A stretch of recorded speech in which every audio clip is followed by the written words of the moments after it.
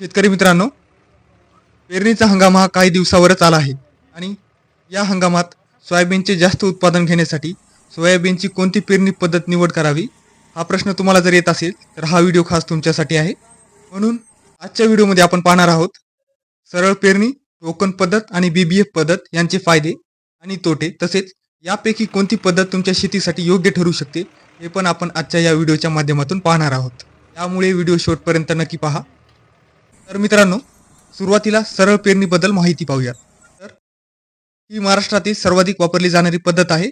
यामध्ये साध्या पेरणी यंत्राने ट्रॅक्टरच्या किंवा बैलजोडीच्या मदतीने सरळ पेरणी केली जाते.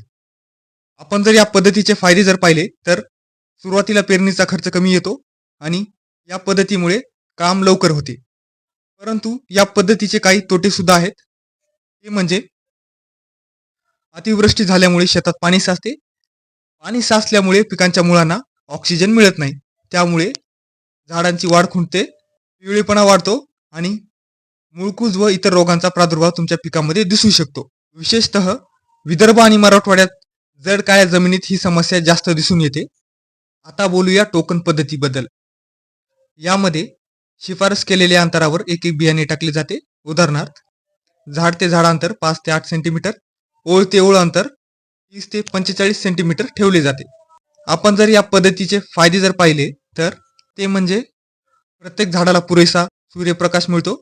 यामध्ये बियाण्याची बचत होते, तसेच झाडाची उगवण ही समान दिसून येते. आणि महत्त्वाचे म्हणजे अंतर्मशागत आणि तण नियंत्रण करणे सोपे होते. परंतु काही तोटे देखील आहेत. ते म्हणजे मोठ्या क्षेत्रासाठी ही पद्धत वेळखाऊ आहे. यामध्ये मजूर खर्च वाढू शकतो आणि सर्वात महत्त्वाचे म्हणजे अंतर जर चुकीचे ठेवल्यास उत्पादनही घटू शकते. विशेषतः लहान क्षेत्र किंवा प्रात्यक्षिक प्लॉटसाठी ही पद्धत चांगली ठरते. आणि शेवटची पद्धत आपण जी पाहणार आहोत ती आहे बीबीएफ पद्धत, म्हणजे रुंद सरी वरंबा पद्धत. तर मित्रांनो, सध्या ही पद्धत कृषी विद्यापीठांकडून आणि संशोधन संस्थांकडून शिफारस केली जाणारी पद्धत आहे. या पद्धतीमध्ये रुंद वाफा तयार केला जातो आणि मध्ये सरी ठेवली जाते. साधारणपणे 4 फूट रुंदीचा बेड आणि 1 फुटाची सरी ठेवली जाते. याचा सर्वात मोठा फायदा म्हणजे अतिवृष्टी झाली तरी पाणी सरीत जाते आणि झाडांच्या मुळाजवळ साचत नाही. त्यामुळे पिकावर रोगांचा प्रादुर्भाव कमी राहतो. या पद्धतीचे आपण जर फायदे पाहिले तर यामध्ये पाण्याचा चांगला निचरा होतो, मुळांची वाढ ही चांगली होते, मातीतील ओलावा टिकून राहतो, तसेच खतांचा कार्यक्षम वापर होतो. आणि सर्वात महत्त्वाचा फायदा म्हणजे साध्या पेरणीपेक्षा उत्पादनामध्ये जास्त वाढ दिसून येते. या पद्धतीचे काही तोटे देखील आहेत.